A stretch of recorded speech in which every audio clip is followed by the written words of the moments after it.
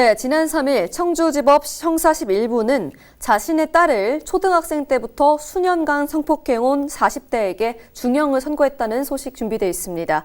네, 대표님, 제가 전해드려 놓고도 참 충격적입니다. 어떻게 된 사건인지 자세히 설명 좀 해주시죠.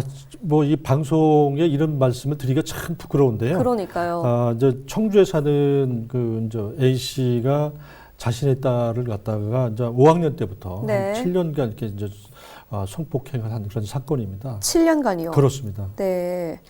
이 친아버지가 자신의 딸을 성폭했다. 이 말만 들어도 참 끔찍하고 그렇습니다. 이 짐승만도 못하다라는 생각이 좀 들거든요. 어떻게 하다가 이런 끔찍한 사건이 알려지게 됐습니까? 사실 뭐 그 사람으로서 있을 수 없는 일이죠. 이제 그 A 씨는 친딸이 11살 된 무렵부터 이렇게 이제 이제 7년 동안 성폭행을 해왔다고 말씀드렸지 않습니까? 이제 가정에 이제 뭐 만약 친딸이 이제 반항을 하고 그러면 뭐 용돈을 주지 않겠다, 뭐 가정에 문제가 생길 수 있다, 뭐 이렇게 이제 압력을 넣어서 계속 이렇게 해왔는데요. 참다 못한 뭐 딸이 이제 이제 주변에 알리면서 이 같은 사실이 밝혀졌습니다. 딸이 참아왔다가 7년 만에 터뜨린 게 된 거군요. 네, 참 안타까운데 더 화가 나고 파렴치한 건요. 이 피의자인 A 씨가 딸이 현재 거짓 진술을 하고 있다며 자신의 범죄에 대해서 반박을 했다고 하더라고요. 이제 법정에서 이제 그렇게 얘기를 했는데요. 이제 사실 어린 딸이 자기 아버지를 그런 만행이죠. 그런 것들을 사실 주변에 알려서 이렇게 이제 재판까지 받게 됐을 때는 뭐 어린아이가 거짓말을 하겠습니까? 그래서 이제 아버지가 이제 거짓말을 이제 한 걸로 이렇게 보입니다. 대신에 또 반성문도 여러 차례 썼다고 그럽니다. 반성문을 제출했다고 해서 죄가 감해지지는 않을 것 같거든요. 그렇습니다. 참 뻔뻔하다고 보여지는데 재판부 판결이 무엇보다 중요한 상황인데 어떻게 내려졌습니까? 재판부는 죄질이 굉장히 나쁘고 반성하지 않는다.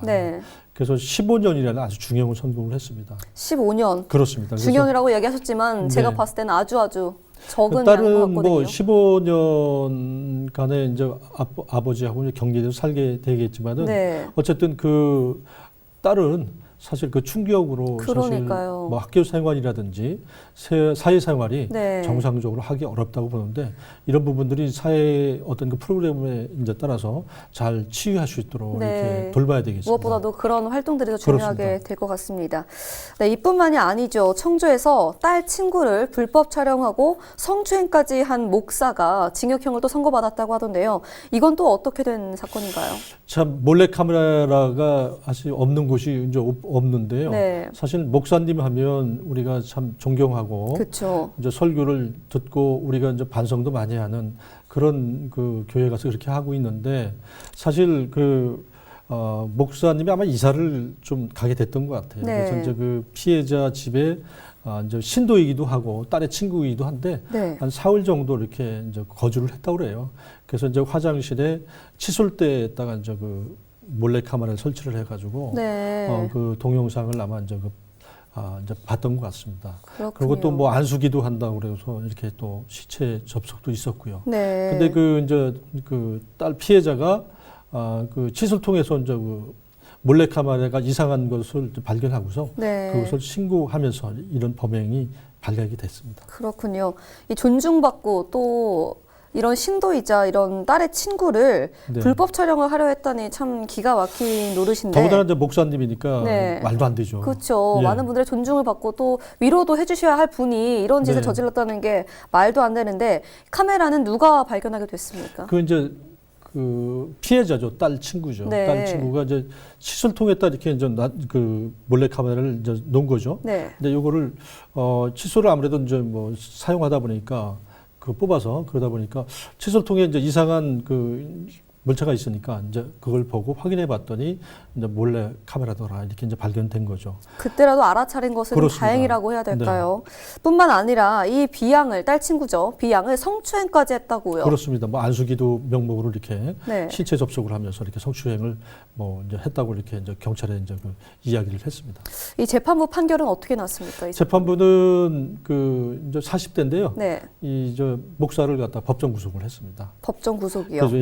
그리고 40시간 치료, 성폭력 치료 이수, 이렇게 아동 청소년 관련 기관에 5년 동안 취업을 또 하지 못하도록 이렇게 명령을 했습니다.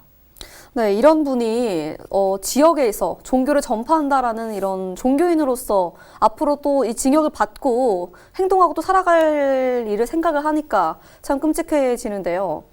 네. 이 행복하고 안전하게 성장할 수 있도록 보호해야 할 자녀와 미성년자를 단순히 성적 욕구 해소의 수단으로 삼았다는 죄책에 아직도 충격이 가시지 않습니다. 도는 성폭력, 가정폭력 등 폭력과 인권 침해에 대한 보호 지원 체계 강화 마련에 더욱더 힘써야 될 것 같습니다. 네, 오늘 뉴스박스는 여기까지입니다.